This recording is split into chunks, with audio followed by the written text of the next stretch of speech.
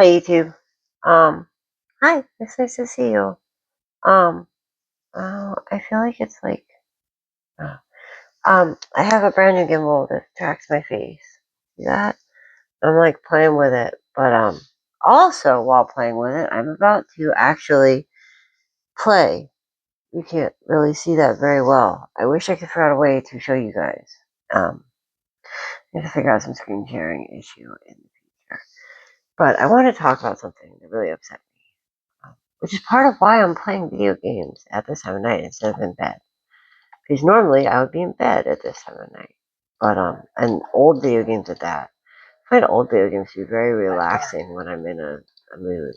Um, okay, so if you've seen my content, I recently came upon a picture of myself from 4 years ago when I was at my absolute heaviest weight. The heaviest I got, was in May, 4 years ago. So almost 5 years ago, I found out I was eligible for bariatric surgery. And at that point, I was just about 300 pounds. And when I was pregnant with my son, who is going to be 6 in August, I had become diabetic. I had gestational diabetes, which I had not been diabetic prior to that. So it was somewhat traumatizing for me. Um, anyway, yeah, this is like a lot of story to tell sometimes. Um, After he was born, the gestational diabetes turned into type 2 diabetes. In that, I was no longer pregnant, but I was still diabetic. Um, which, I mean, it happens sometimes. So I was giving myself insulin multiple times a day during my pregnancy, my entire pregnancy. My son was born early due to no, I'm sorry, take that back. Wow. The one where you get high blood pressure. Um, I don't, I can't believe the word just skipped my mind because it happened with both my middle son and my youngest son. Wow. Anyway, we're gonna move on. This is what brain surgery will do to you, okay? I've had brain surgery as well, in case you're wondering. It's not a joke.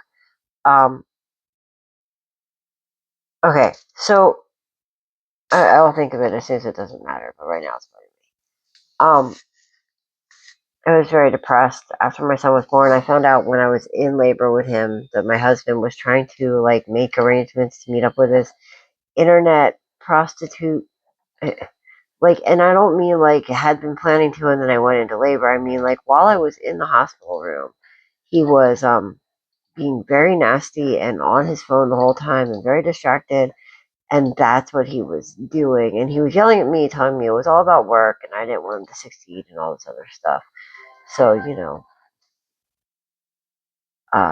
it was hard. And I was not only raising an infant, but he still didn't have a driver's license. So I was driving him back and forth to work every day, which was about a half an hour from our house, which means an hour twice a day in a car with someone who wouldn't put his phone down, who I just found out had been, effectively cheating on me while I was in labor with his child. It wasn't the most pleasant situation, um, to put it mildly. So I put on a lot of weight, and I found out that I was eligible for bariatric surgery because of the diabetes and the sleep apnea. And the sleep apnea was so bad that I literally was fell down and gave myself a concussion one night because I was so tired that I was sitting up, asleep. Uh, I don't know, a lot of crazy stuff happened though. So it's I forget what even mattered the most. And for a year before you can have the surgery with the program that my insurance covers, you have to do an extensive amount of educational stuff. You have to learn nutrition and the proper way to eat after the program, and all kinds of stuff that, like, I mean, I'm very intelligent, and I also had spent my whole life overweight or thinking I was overweight. So here's the thing. If you are lucky enough to be naturally physically healthy, like, that is great, and I'm happy for you. I was not always obese, um, but I was raised by a grandmother who was obsessed with weight. And while she was obsessed with weight, she was also extremely toxic. And she was also not educated, and we're talking about the 90s, the 80s. So she would give us giant adult portions of food and then make us feel bad for not being tiny as children, and also punish us if we didn't finish our plates, and all kinds of other mixed, guilt-ridden messages where our value came from our appearance. Um, so I've had a rather toxic relationship with food my entire life. I'm willing to admit that. Um, when I look back and, like, I see pictures of what I looked like in the 80s and 90s, I would not, if I saw that girl today, I would maybe call her curvy. Like, maybe thick, but like in the it's acceptable to be thick kind of way. She was cute. And I mean, I'm not an unattractive woman, although I would change some things about my appearance if I could. Most of them are damage that was done by years of being overweight. And by the time that I did get my surgery, I was not just a little bit overweight. I was drastically overweight. So, I mean, I'm not saying that, there wasn't, I'm not one of those people who's like, oh, listen, I want everybody to be happy with who they are. Absolutely. And you should be. I was unhealthy. I was unhealthy. And it was not about appearances by that point. I didn't care what I looked like. I didn't care what other people thought about what I looked like. I did care that I was not going to live to see my children graduate school. And I was beginning to understand that my husband was not going to be there for them. So if I wasn't there for them, they were going to be alone. I was beginning to really set in that was reality. Um, so my best friend found out that she could have the surgery, and we had the same insurance, which meant I could have the surgery. And my mom was getting ready to have the sleeve, because she has other, she has no, she had ulcerative colitis, so most of her colon was removed. So having the bypass wasn't a great plan for her, but she could have the sleeve. And I had a lot of friends who've had various different surgeries over the years. And I will be honest, I went into it thinking this is my last chance. This is going to cure me, because I tried every diet. Like, my entire life, I've been on a diet or an eating plan or something. Um, if any of that was going to work, I mean, it would have. And I never have been a lazy person. Um, Laziness is not something that, I've worked since I was 9 years old. I grew up on a farm. When we were bored, we would go out and we would work in the gardens. Like, I raise kids, and I keep my house, and I go to school, and I'm getting a job, and I still feel like 3.92 GPA is not doing enough, and I should probably do more. And, laziness is not something I have time to be. Um, and I've always been this person. This is not since I lost the weight. This is who I was from the beginning. But it very much in the beginning felt like, I was fat because I was lazy. That's just the way fat people are. They're lazy people. Um, which is kind of ridiculous if you think about it, because, I mean, I ran and climbed trees and did all the same things that all the other little kids did. I was not ever like, I don't know. It just seems insane to me to think that I could have ever even been considered lazy, because I was so active my whole life. Um, but it is what it is. Uh, when I finally decided to go through with like contacting the clinic and all this. And then I did the year of um, education and stuff. During that year, I lost about 30 pounds through hard work, which is not as much as I would have liked to have lost, but it's just what I lost. Um, I would have liked to have lost 100 pounds during that year and not have had to have the surgery. I don't think that the surgery, that's like saying like C-section is an easy way of having a, a baby, I guess, in that you don't have to push it out. But I've had 2 children vaginally and 1 with a C-section. And I'll tell you right now, the vaginals were far easier. They were easier physically, they were easier mentally and emotionally, and the recovery was definitely easier. So I'm not really sure where people get this idea that it's the other way around, because that's just insane to me. But yeah, everybody's gonna judge whatever they're gonna judge. By the way, 0 nicotine and nothing else either. It's just flavoring. That's one of the things when you have bariatric surgery, you have to actually quit smoking and they test you. And they're not goofing around.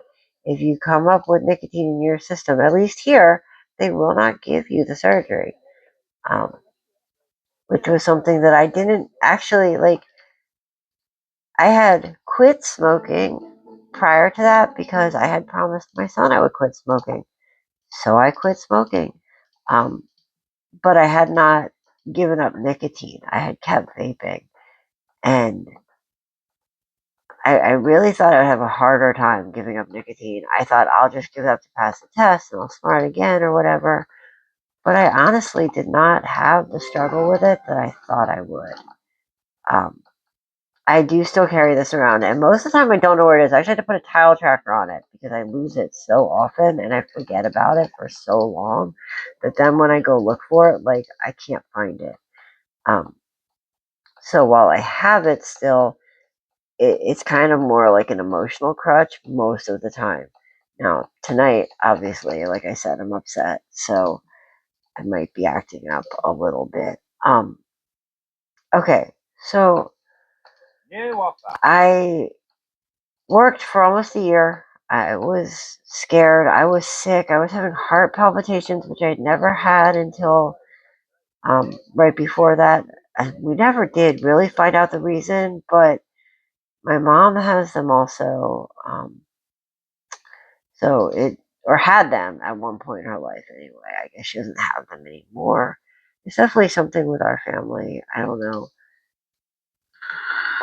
But everything was just very weird at that time period.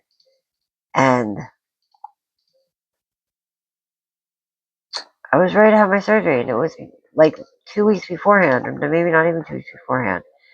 And my A1C was too high. It was 11.7, so I couldn't have my surgery. They denied me, and I had to lose 30 more pounds. So I lost something like 50 pounds on my own before my surgery. 30 over the course of or 20 over the course of the educational year, and then another 30 between May and June. And well, okay, no, maybe another 20 between May and June. And then the surgery in June got scheduled for the beginning of August. It's the day after my son's second birthday. So I lost 50 pounds total during that year, is the point. I worked really hard to lose that weight. I worked every day at it. It didn't just magically happen.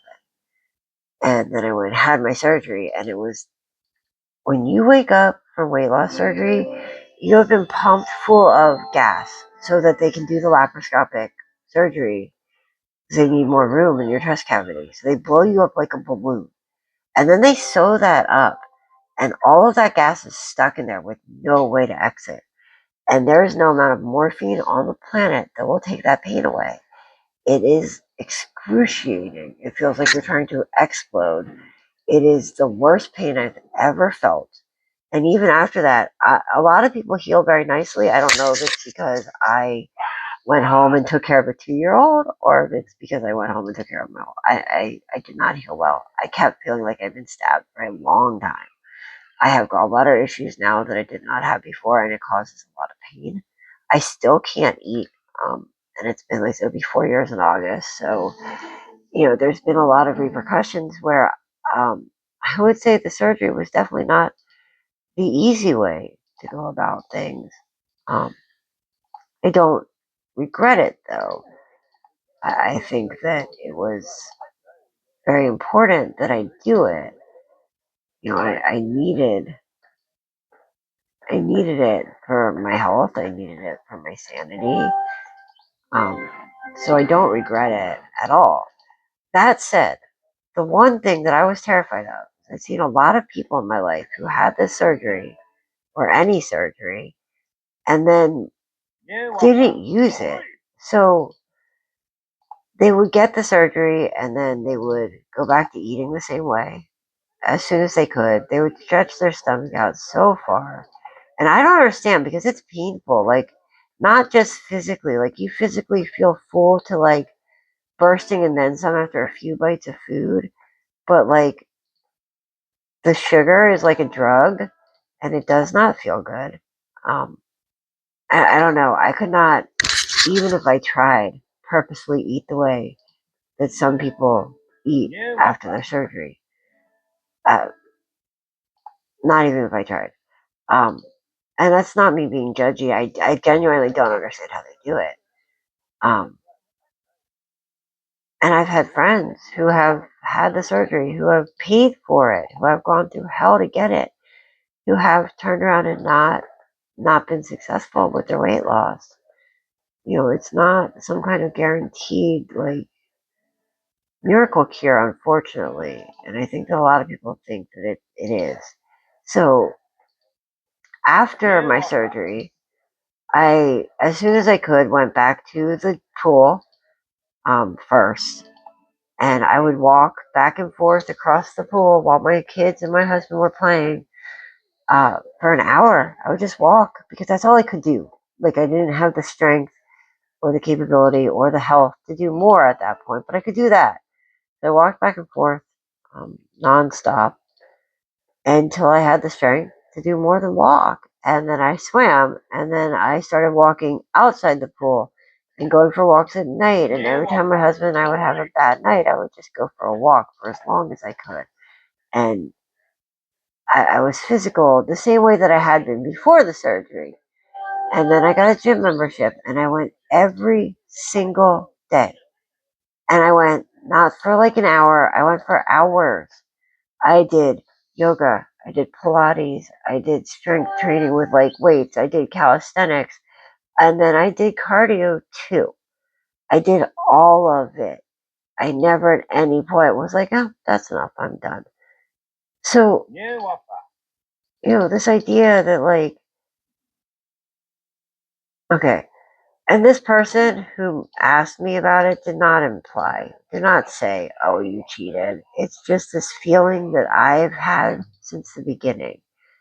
Um, like, I was at the gym, and I've been going to the gym for probably, I don't know, a year at that point, and somebody came up to me who was there a lot, and they're like, oh my God, I just want to tell you, you look so good, and I see you in here, and I'm so proud of you, and you're doing it the right way, no surgery or medication or anything. And I was like, no, I had surgery. I was like, but I had it because I had ulcers and they had to cut them out of my stomach. Like, I made up this whole lie. And I don't lie. Like, I'm an amazingly honest person. Um, it's one of the things people tell you about you. It's part of my autism. Like, I'm genuinely, I don't understand the motive behind lying, and I don't lie almost ever. But I lied then to a complete stranger because I felt not enough. Like, my work wasn't enough because I had that help. But more people die from obesity every year than anything else. Okay, any other illness. It is the most fatal illness on the planet. So how dare I, right? How dare I go have surgery and take care of myself? Is how I felt, and It doesn't even make any sense. Like, of course I had surgery to take care of myself. Why wouldn't I have surgery? Like, if you had cancer, you would go out and have surgery. That's what people with cancer do. So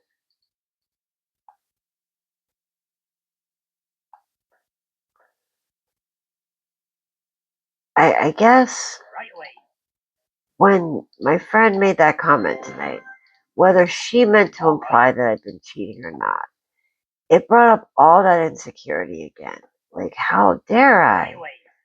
But, you know, I myself don't view it as not enough or less than. I don't view fat as a moral failure either, by the way. I don't even view fat as a bad word. I think the way our society uses it is awful. We should be less judgy and less self absorbed. Like, anyone who has never had to deal with their physical health, like, awesome for you. Isn't that great? How dare you be awful to somebody else because they have, though? Like, and also, by the way, I don't mean your appearance or your mass. If you are a size that you're okay with and you're healthy, then I have no judgment at all. I was not physically healthy, and more than that, I was not emotionally healthy. Like, and that's not because of the weight, that's because of the toxic mentality that my grandmother raised me with. This idea that the weight was more important than me as a person is how I was raised. That is the only reason I ever had a problem with my weight. Because I was raised with this thought that, like, who you are as a person, that your value has something to do with a number on a scale. And that is one of the most disgusting lies we tell ourselves. Like, it's atrocious. I don't understand how people treat each other that way. And, there are so many things you could be. You could be mean. You could be a maggot. You could be a pedophile. You could be ignorant or rude or uninformed and loud about it. Um, and I don't blame people for not knowing things, especially in this day and age when the algorithm is going to control what you do and don't get a chance to see. I blame people for being wrong and, like, preaching it. Like, I just saw somebody be like, protesting's illegal. Protesting's not illegal. Even protesting without a permit's not illegal. Being on private property without a permit, maybe, depending on the private property. Protesting is not. But people will say anything. It was in a discussion about a law enforcement agent who was in plain clothes who had used potentially lethal force without even identifying himself, and yet the person was yelling about how they hadn't even seen the video or read the article, but they supported the agent because that law enforcement never does anything without a good reason, is basically what they said. Um, and that, by the way, is a giant fallacy. I'm a criminal justice student. I'll tell you right now, that is a giant fallacy. Law enforcement is flawed beyond belief. Um, that doesn't mean all law enforcement agents are, by the way. I love cops. I would love to meet a nice cop someday. Preferably one who likes country music and has calloused hands and work boots. So, like one of the cops that, like, moonlights as a carpenter or like a construction worker or something. I dated a fireman, so that's not gonna work. Okay. So the point is that I don't think I'm alone. I don't think I'm alone in my struggles with why weight bothered me, and I don't think I'm alone in my struggles of, like, when I stop and think about it, the things that I were taught were the important things aren't things that I actually even value. I do not value the number on the scale at all. I do not value, like, I don't place value on whatever the number on the scale says. I do not place value on my appearance being 5 or 10 pounds smaller. I used to have friends that I used to have friends. That's a true fact. I did have friends once upon a time. Um, I'm a girl, so one of the very girl things is to be like, "Oh my God, look at how fat I am." Um, I'm sorry if you're one of the friends that is going to feel attacked by that comment. I don't mean it in a negative way, but I was over 300 pounds and I still had friends being like, look at how fat I am in my size 4 jeans this week. And like, you can love somebody and still want to call them on their bullshit. And like, I'm sorry, but if you are that concerned with your weight that you're saying to your 300-pound friend who is diabetic and in risk of dying and stuff, look at how fat I am in your size 4 jeans, then you don't have a healthy relationship with your body. You don't have a healthy relationship with weight. You're just not physically obese. And that is what I'm trying to say. That I no longer value that number on the scale. That number, whether it did once upon a time or not, ever held a meaning for me, it does not now. I don't know if it did. I know it doesn't now. What does hold a meaning for me is getting up in the morning and being able to do what I need to do to take care of my children. Getting up and being able to do what I need to do to take care of my home and my schoolwork and all the rest. And sometimes I genuinely can't because I still have other issues besides just the fact that I was fat once. Um, I have autoimmune disorder. I have narcolepsy. I have endometriosis and all kinds of other. I probably have PCOS. Who knows? Um, it's very hard sometimes to find out what you have. Quite honestly, you're like, well, I have these things. I'm almost positive I have them, but I don't know how to prove it or anything. So I just go about my day. It is what it is. I value that, my kids look up to me. My kids know that I had something that was not healthy and I changed it. Not I had something that wasn't socially acceptable. And that's more important to me. That my children can look me in the eye and know that I took care of my health. And it makes me sad that like other people don't understand that that's always going to be more important to me than my weight. Their weight. Like, if I look at my best friend and she's put on 3 pounds or lost 3 pounds, that is not going to change how I look at my best friend. So for her to put her value in her weight upsets me. And I mean, I've told her this. It's not going to be a surprise to her. She Oh, I mean, this could be any of many best friends, but I'm thinking of one particularly. My one best friend has been in an abusive relationship for years and years and years, and she does not value herself nearly as much as she deserves. And she also, like, has a horrible relationship with her body, and it just makes me wonder, like, where this pain that she has came from, because it's not something that she deserves. So it's got to come, much like mine, from a message from somebody else, right? And part of me wishes that I had gone deeper into this in my studies, but this is still trauma, right? Like, I have PTSD from being fat, but no, I have PTSD from being raised by a very toxic individual who happened to be obsessed with weight.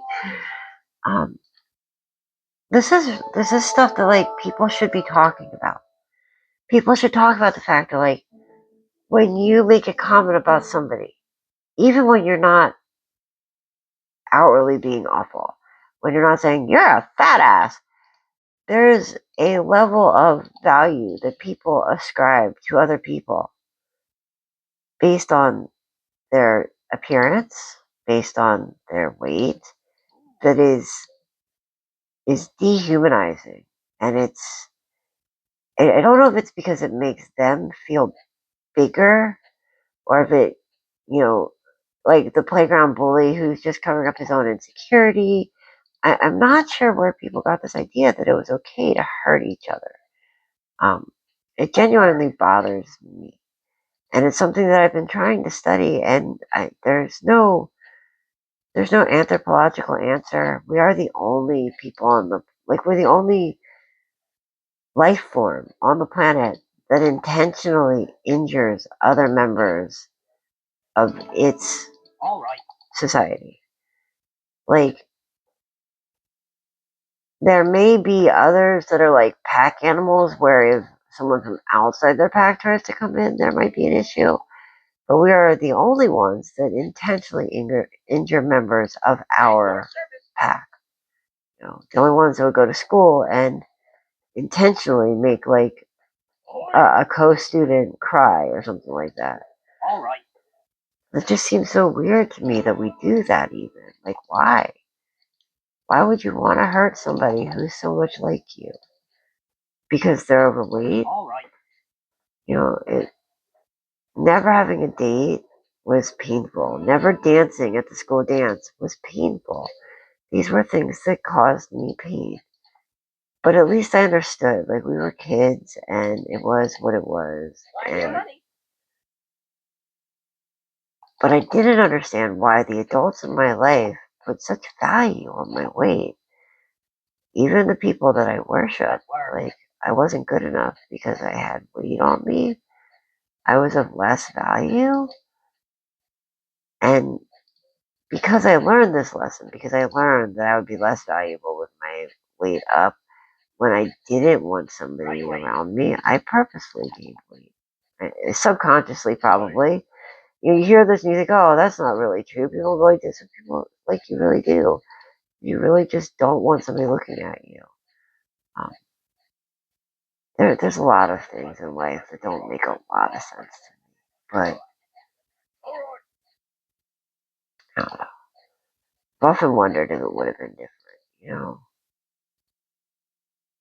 It probably wouldn't have, to be honest.